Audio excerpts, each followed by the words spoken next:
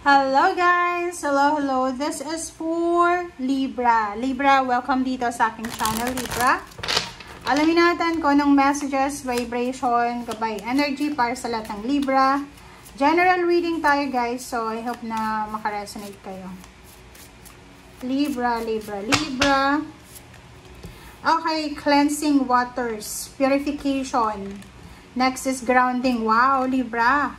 Okay, so kung makikita mo dito Libra, sinasabi ng bala sa iyo na ang linggong ito ay kailangan bigyan mo ang sarili mo ng time na makapag-purify, makapag-detoxify, makapag-grounding. So, ibig sabihin, pagod ka man sa trabaho, pagod man ang katawan, isip at puso mo, pagod or hindi ka naman pagod, basta sa linggong ito ay bigyan mo ng oras, Saturday, Sunday, or yung mga time na libre ka, na makapagpahinga, makapag-cleansing tayo, makapaglinis tayo ng bahay, ng sarili natin, ng isip, ng love life, ng friend list mo, or lahat.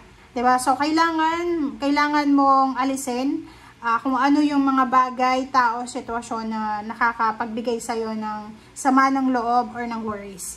Grounding, sinasabi ng bala sa atin na bumalik tayo sa pwedeng, if you have time, bumalik ka sa roots mo, sa pinanggalingan mo, magbakasyon ka sa probinsya, or pwedeng bumalik ka sa pamilya mo, or pwedeng bumalik ka sa mga taong alam mo na talagang nagmamahal sa'yo ng totoo. And ihanda mo yung sarili mo. Kaya nga pinapagpahinga ka ngayong linggong ito, kasi there's a breakthrough na darating sa buhay mo, lalo na sa trabaho. Kumbaga, if unemployed ka ngayon, or nakapagpahinga ka ngayon, or parang nakabakasyon ka ba, i-enjoy mo yung bakasyon mo na yan kasi there's an incoming breakthrough, isang trabaho or isang negosyo or isang sitwasyon na posibleng nakakapagod. Magiging sobrang busy ka, super busy ka sa mga susunod na buwan or taon.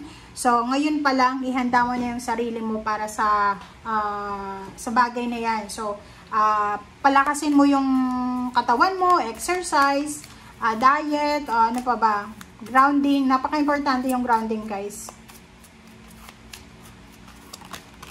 Okay, next card is King of Diamonds, number 15.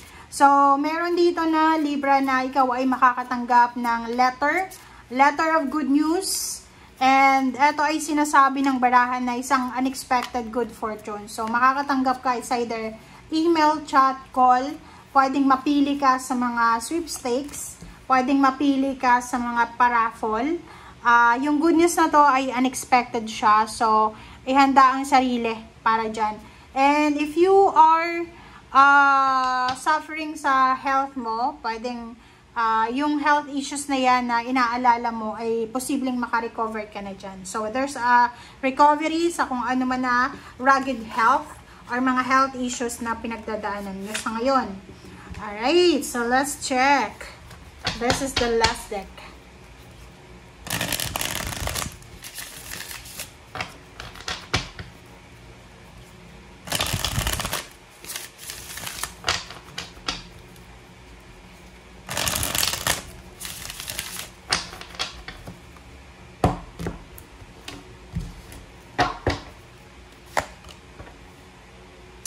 Alright, so Page of Pentacles. Wow!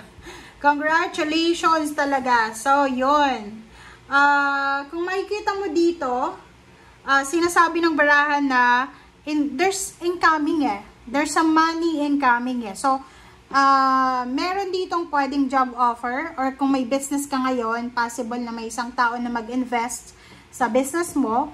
And posibleng yan yung rason kung bakit ka magse-celebrate. Kumbaga, this Page of Pentacles is an appreciation, a recognition, rewards, awards for the job well done. And this one will happen sa future pa. So, pero ngayon, sinasabihan ka na ng barahan na ihanda mo yung sarili mo kasi lahat ng mga sacrifices mo, lahat ng mga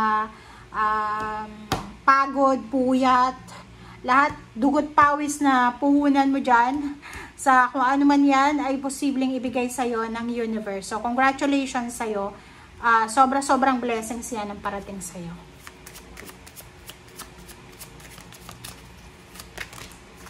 Alright, so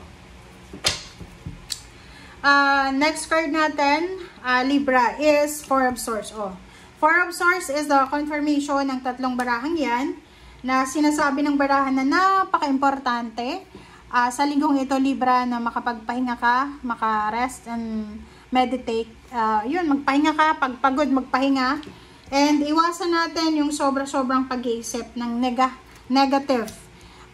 Sinasabi ng baraha, so yun, ihanda mo yung sarili mo para sa harvest season. Pero, this is parang ano siya, this is just a warning, conscious warning para sa inyo na pinapakita sa inyo ng baraha na bago dumating yung blessings, di ba? Nararanasan natin yan. Bago yung breakthrough, meron talaga tayong pagdadaanan na pagsubok. So, kung sinusubok ka sa ngayon, ilagay mo sa isip mo, Libra, na may darating na mas malaki sa pagsubok na yan. Okay?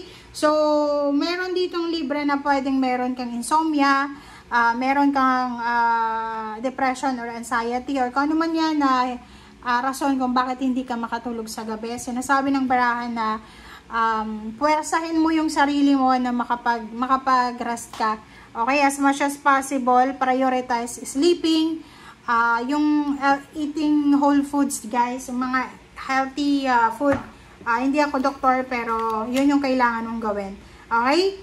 So, doon sa mga Libra na namumroblema ka, you are parang stress dahil sa trabaho mo, or dahil sa travel, or dahil sa pera, or dahil sa relationship, or nag-aalala ka para sa mga bills na kailangan bayaran by the end of the month, or by the first week ng month.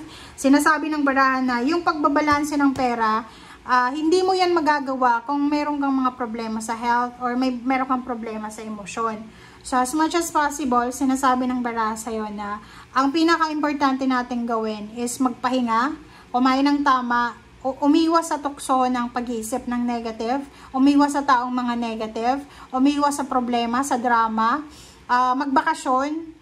Hindi naman kailangan ng bonggang-bonggang bakasyon. Ito ang sinasabing bakasyon dito is just grounding Papunta lang sa ilog, sa tubig, di ba? Sa mountain, paglalakad sa mapreskong lugar. Ito lang, di ba? Paglangoy-langoy lang, pwede ka nang makarelax niyan.